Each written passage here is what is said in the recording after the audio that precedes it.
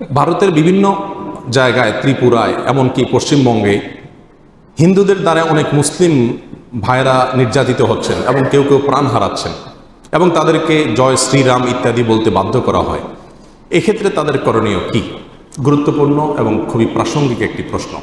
দেখুন, এটা ঠিক যে গত কিছুদিন ধরে আমাদের পার্শ্ববর্তী দেশ ভারতের বেশ কিছু জায়গায় আমরা দেখতে পাচ্ছি অনেক যুবক ভাইদেরকে, অনেক বৃদ্ধ এমনকি বৃদ্ধা, তাদের প্রতি নির্যাতন ও জুলুম চলছে শুধুমাত্র এই অপরাধে যে তারা মুসলমান, এবং তাদেরকে ধরে নিয়ে বাধ্য করা হচ্ছে জয় শ্রীরাম বলো, অমুক বলো, তমুক বলো, তাদের বিভিন্ন দেবতার নাম ডাকতে এবং তাদের প্রতি ঈমান আনতে, আল্লাহর প্রতি কুফরি করতে তাদেরকে বাধ্য করা হচ্ছে।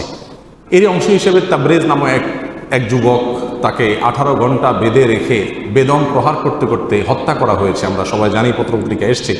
এরকম ঘটনা প্রায় ঘটছে। আমাদের পশ্চিমবঙ্গের কোনো ভাইয়েরা জানতে চেয়েছেন যে এরকম অবস্থাতে তাদের করণীয় কি। আল্লাহ তাআলা সে সকল জালিমদের উত্তম বিচার করুন যারা মুসলমানদেরকে, মাজলুমদেরকে, অসহায় মানুষদেরকে এভাবে কষ্ট দিচ্ছে। সারা পৃথিবীতে মুসলিমরা নির্যাতিত, তারপরেও মুসলিমরা নাকি সন্ত্রাসী। সবচেয়ে নিরীহ মানুষগুলোই নাকি সবচেয়ে বেশি সন্ত্রাসী। এই অপবাদ আমাদেরকে সইতে হয়। এটা দুঃখের বিষয়। আমাদের নাকের ডগাতে পাশের দেশেই এভাবে নির্মম নির্যাতন চলছে। এখন সংখ্যালঘু নির্যাতন নিয়ে আমাদের তথাকথিত সুশীলদের, বুদ্ধিজীবীদের কোনো মাথা ব্যথা আমরা দেখি না।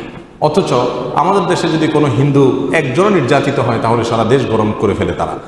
যদিও আমরা সেটাকেও সমর্থন করি না। আমাদের দেশে কোনো সংখ্যালঘুকে কেউ নির্যাতন করুক সেই অধিকারও ইসলাম তাকে দেয় নাই।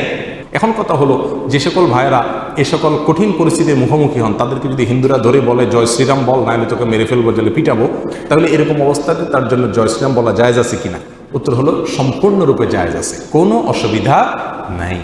কারণ আম্মার ইবনে ইয়াসির রাদিয়াল্লাহু তাআলা আনহুকে একবার কাফেররা ধরে বেঁধে এভাবে প্রহার করতে লাগলো, জুলুম করতে লাগলো এবং বলল, মোহাম্মদকে গালি দে, তার প্রতি কুফরি প্রকাশ কর এবং কুফরি বাক্য উচ্চারণ কর।